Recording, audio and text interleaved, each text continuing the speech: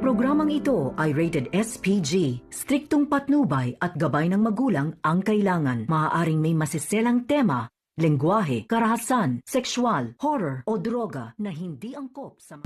Magandang araw mga kaibigan, narito ang hindi nyo dapat panpasin sa paborito nating palabas sa FPJ Batang Quiapo. Ito na kaya mabuking si Olga na nagpapanggap yan si Aling Beng dahil pinilit niya itong si Bubbles na sasama na sa kanya.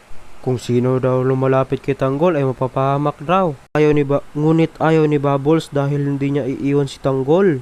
Sa galit ni Olga, hindi niya pigilan sa totoong pangalan na Samantha.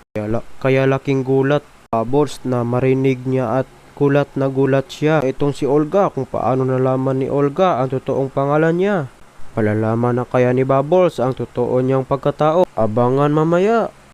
Hanggang dito na lang po, huwag kalimutang i-like at i-subscribe. Salamat sa panonood.